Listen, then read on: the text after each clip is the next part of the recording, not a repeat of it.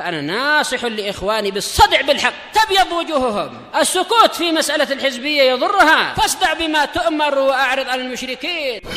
سلامي على دماج ورجالها والشيخ يحيى ودار العلم يا سعد بانيها. Bismillahirrahmanirrahim. Qala Imam Nawawi rahimahullahu taala, al hadisul hadi was sab'un ba'dal alf, 1071. Wa an Ubay bin Ka'ab radhiyallahu an Abul Mundhir al-Ansari qala Rasulullah sallallahu alaihi wasallam, ya Abul Mundhir, wahai Abul Mundhir. Ini sebagai bentuk penghormatan, memanggil dengan kunyah. Atadri ayu ayatin min kitabillahi ma'aka a'zam, tahukah engkau ayat dari kitabullah yang mana yang paling agung di sisimu? Qultu Allahu la ilaha illa huwal hayyul qayyum. Dalam riwayat yang lain beliau mengatakan Allahu wa rasuluhu a'lam. Cuma setelah ditanya Nabi 3 kali, disuruh untuk dia ijtihad, memikirkan. Coba pikirkan baik-baik, perhatikan, karena engkau ahli Quran. Nah, kemudian dia menjawab Allahu la ilaha illa huwal hayyul qayyum, yaitu ayat kursi Al-Baqarah 255. Fadaraba fi sadri, kata Ubay bin Ka'ab, maka Nabi memukul ke dada saya. Dijelaskan oleh para pensyarah, tentunya ini pemukulannya bukan pemukulan kebencian atau kedengkian, tetapi sebagai bentuk tasbih, yaitu pengukuhan. Tentunya mukulnya pendek, pelan-pelan saja, sebagai bentuk pengukuhan dan meyakini dan menjamin bahwasanya ilmu di dada dia memang bagus, memang mantap. Waqal, Nabi mengatakan liyahnikal ilmu Abul Mundhir, takdirnya ya Abul Mundhir. Al ilmu sebagai fa'il dari liyahni, yaitu hani'an, yaitu sedap sekali ilmu untukmu wahai Abul Mundhir. Ini tahniah, ya, ucapan selamat. Ini menunjukkan bahwasanya ilmu memang dia di dada, bukan di kepala.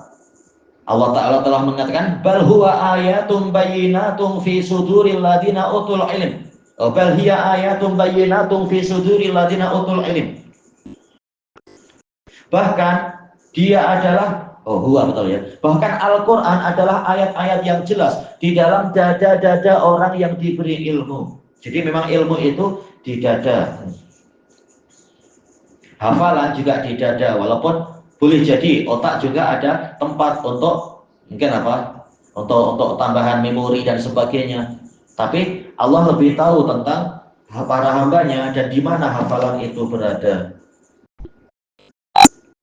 Baik. Dijelaskan oleh para pensyarah, ini dalil yang menunjukkan bahwasanya di antara metode penyampaian ilmu adalah as-su'al, yaitu si guru bertanya kepada muridnya untuk syaddil intibah, yaitu untuk menguatkan perhatian. Kalau langsung diberi mungkin tidak sekuat kalau ditanya lebih dahulu.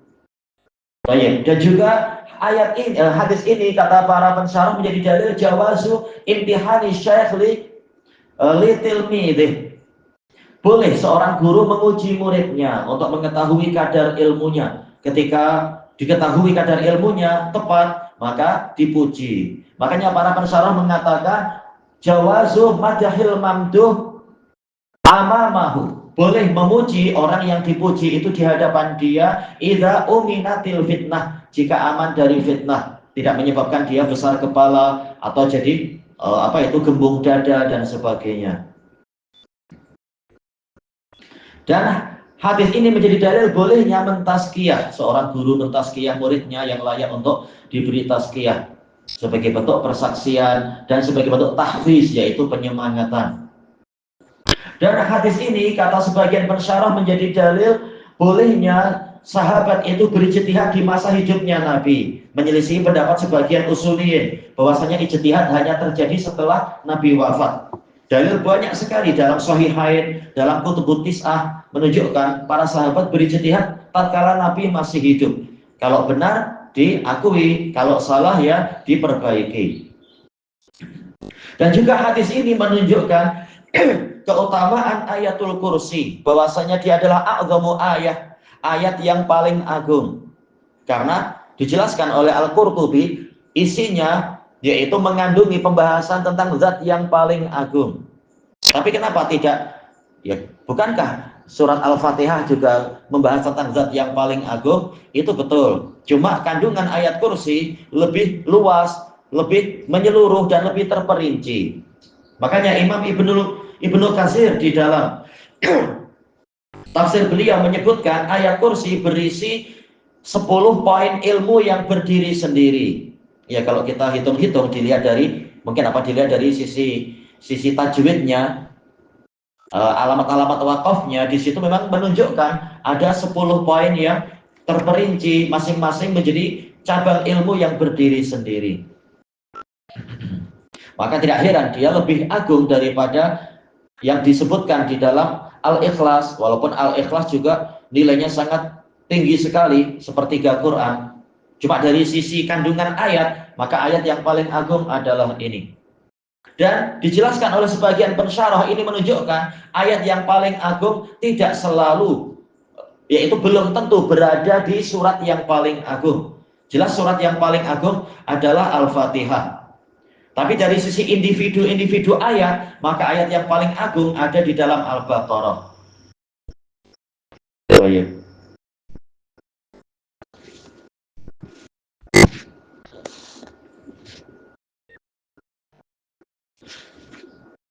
Kemudian di dalam hadis ini pula disebutkan oleh Imam Ibnu Taimiyah rahimahullahu ta'ala, ini dalil bahwasanya Al-Quran yatajazza, Al-Quran terbagi-bagi, ada yang agung, ada yang lebih agung, ada yang paling agung. Dan kalamullah itu terbagi-bagi, bantahan kepada Asy'ariyah yang mengatakan bahwasanya kalamullah syai'un wahid la yatajazza wa la yatafadhal. Asy'ariyah mengatakan kalamullah itu satu kesatuan, tidak terbagi-bagi, tidak ada yang ini lebih utama dari yang itu, dan ini menyelisihi dalil yang sangat jelas. Jelas dalil menunjukkan ada yang lebih utama, ada yang paling utama, ada yang utama, tapi tidak sampai kurang dan seterusnya.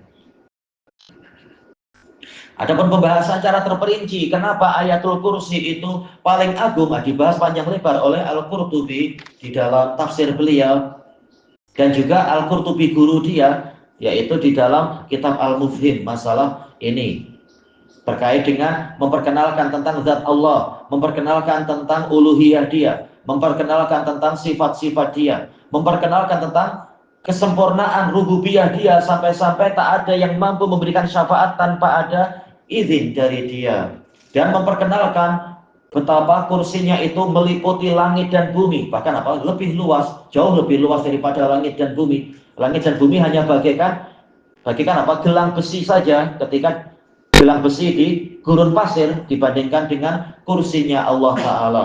Bagaimana lagi dengan arsy-Nya? Maka ini menunjukkan luasnya kekuasaan Allah Ta'ala, dan menunjukkan betapa sempurnanya kudrah dia, sampai-sampai dialah yang menggenggam dan menjaga langit dan bumi, dan tidak menyusahkan dia pemeliharaan keduanya itu. Dan ayat itu ditutup dengan ketinggian yang sempurna dan keagungan yang sempurna. Baik, sekaligus membicarakan tentang yaitu sifat-sifat salbiyah. Di samping ayat ini bicara masalah sifat subutiyah, menetapkan ini, menetapkan itu, sekaligus menetapkan yaitu sifat salbiyah, la ta'khudhuhu sinatu wala naum. Dia tidak tertimpa kantuk dan tidak pula tertimpa tidur, menunjukkan kesempurnaan hidup dan kesempurnaan qayyumiyah. Dan juga sifat salbiyah yang disebutkan di situ, wala ya'uduhu hifdhuhuma, tidak menyusahkan dia pemeliharaan kedua-duanya, menunjukkan memang dia maha kuasa, maha kuat, maha mampu, dan seterusnya. Baik. Dan beberapa pembahasan yang lain dibahas di situ. Oh, yang seterusnya panjang. Kita baca sedikit coba. Qala Imam Nawawi rahimahullah, al-haditsu tsani wa sab'un ba'dal alaf, 1072. Wa an Abi Hurairah radhiyallahu an qala wakalani Rasulullah sallallahu alaihi wasallam bi hifdzi zakati Ramadan. Rasulullah Shallallahu Alaihi Wasallam menjadikan saya sebagai wakil, yaitu pengurus yang mengurusi Mengurusi apa? Pemeliharaan zakat Ramadan. Ini menunjukkan jawazut taukil fil amwal wal huquq. Bolehnya perwakilan dalam masalah harta dan hak. Ini biasa makruf. Di dalam masalah akad-akad, dalam masalah transaksi, muamalah dan sebagainya. Karena apa? Waliul amr tak mungkin sendirian mengatur segalanya. Perlu wakil kita. Bukan kita, waliul amr bukan Allah Ta'ala, tanpa siapa-siapa pun mampu mengurusi bahkan ubun-ubun para hamba. Tapi manusia walaupun sehebat apapun dia perlu wakil. Makanya Al-Allamah Al-Qurtubi rahimahullahu ta'ala di dalam tafsir beliau Al-Jami' li Akhlaqil Quran, Al-Jami' li Ahkamil Quran menunjukkan adanya ijma' tentang jawazit taukil, boleh perwakilan. Nah, di sini Rasulullah Shallallahu Alaihi Wasallam menugaskan Abu Hurairah sebagai wakil untuk mengurusi zakat Ramadan. Dia dikatakan zakat Ramadan karena dia zakat fitri itu memang didatangkan setelah apa? Pelaksanaan puasa Ramadan atau mayoritasnya. Dan juga karena memang zakat fitri tujuannya adalah untuk menutup kekurangan-kekurangan yang ada dari puasa orang itu. Sebagaimana dalam hadis Ibnu Abbas. Dari sisi yang lain dikatakan zakatul fitr karena dia terkait dengan apa? Idul Fitri. Toyib. Dan hadis ini mengisyaratkan bahwasanya para sahabat sudah biasa membayarkan zakat sebelum Ramadan habis. Buktinya sampai Nabi menyuruh Abu Hurairah menjaga, mungkin sehari kah atau 2 hari. Apalagi orang sebanyak itu, satu Madinah barangkali. Kalau memang langsung ke Nabi, walaupun ada juga sebagian yang langsung membagikan ke fuqara. Ini menunjukkan tidak semua memberikan zakat fitri itu waktu subuh menjelang imam keluar, nanti malah susah. Tapi kita lihat di sini sampai 3 hari. Abu Hurairah menjaga malam itu yang didatangi pencuri itu. Ini mengisyaratkan mereka menyampaikan zakat boleh jadi adalah 3 hari sebelum itu. Menunjukkan seperti ini tidak mengapa. Sebagaimana di dalam hadis yang diriwayatkan oleh Bukhari Muslim, demikian pula Imam Malik, bahwasanya Ibnu Umar biasa memberikan zakat, menyampaikan zakat kepada para jubah, para pengambil zakat 2 atau 3 hari sebelum Idul Fitri. Kemudian fa'atani'at, lalu ada seseorang yang mendatangi saya. Maksudnya adalah datang ke gudang penjagaan. Kalau datang langsung ke Abu Hurairah ya tak jadi mencuri, tapi maksudnya datang ke gudang itu yang Abu Hurairah tengah mengintai. Faja'ala yahsu minat ta'am, maka mulailah dia meraup makanan. Ini menunjukkan penjaga itu boleh untuk dia bersembunyi. Kalau dia langsung depan pintu mungkin pencuri tak ketahuan. Ini kembali ke ijtihad si penjaga. Apakah di depan pintu saja daripada cari masalah membuat pencuri suka? Kalau kita depan pintu mungkin pencuri mikir-mikir tak jadi datanglah. Tapi kalau kita sembunyi untuk menangkap pencuri boleh saja, menjebak dia. Ini terserah. Akhirnya Abu Hurairah tidak di depan pintu tapi mengintai, boleh jadi atau bagaimana, sehingga pencuri tidak menyangka ada penjaga. Langsung dia membuka gudang itu, boleh jadi, kemudian meraup makanan, boleh jadi. Kemudian fa'akhadtuh, maka saya menangkap dia. Padahal di akhir hadis dikatakan dia setan. Bagaimana manusia mampu menangkap setan? Setan menampakkan diri jadi manusia, jadi makhluk yang memiliki fisikal, memiliki zahir, ya salah sendiri kalau ditangkap. Tidak seperti yang mungkin apa dibayangkan di dalam cerita-cerita itu, dia bagaikan asap dipegang tak boleh. Ternyata Abu Hurairah boleh, walaupun tidak punya ilmu kesaktian ini itu. Faqultu la arfa'annaka ila Rasulillah sallallahu alaihi wasallam. Demi Allah, saya benar-benar akan melaporkan engkau kepada Rasulullah sallallahu alaihi wasallam. Ini menunjukkan penjaga tidak main hakim sendiri, langsung pukul, langsung mungkin bakar di tempat. Wah, kalau di Indonesia ada masa-masa kerusuhan dulu, langsung dibakar, naudzubillah. Tapi dilaporkan ke waliul amr. Lihat barangkali ada yang boleh diselesaikan baik-baik atau apa. Karena namanya waliul amr yang mengurusi urusan jinayah. Maka langsung dilaporkan. Ya itu rencananya akan dilaporkan. Ya kalau perlu dipukul ketika dia melawan misalkan. Qal inni muhtaj, maka dia mengatakan sesungguhnya saya ini berhajat, yaitu saya fakir. Fakir artinya hajat. Wa alayya iyal, saya harus memikul tanggung jawab keluarga, menyebutkan minta belas kasihan. Wa bi hajatun syadidah, saya memiliki hajat yang parah. Fa khallaitu anhu, maka saya lepaskan dia. Ini menunjukkan boleh penjaga itu berijtihad. Kalau nanti salah diperbaiki oleh Nabi.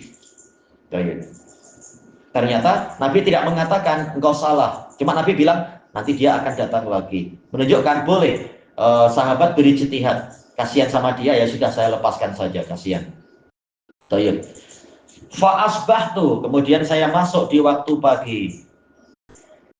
Faqala Rasulullah sallallahu alaihi wasallam, ya Abu Hurairah, ma fa'ala asiru kal barihah. Nabi bertanya, wahai Abu Hurairah, apa yang diperbuat oleh tawananmu tadi malam? Ini menunjukkan an-nabi mu'ayyadun bil wahyi. Nabi itu didukung oleh wahyu. Dari mana Nabi tahu tentang tawanan itu? Malah langsung tanya, apa yang diperbuat oleh tawananmu tadi malam? Menunjukkan Nabi diberitahu oleh Allah Ta'ala.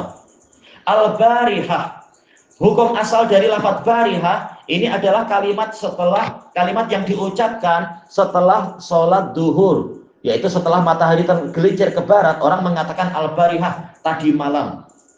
Adapun kalau sebelum duhur menceritakan peristiwa tadi malam, istilahnya al-lailah.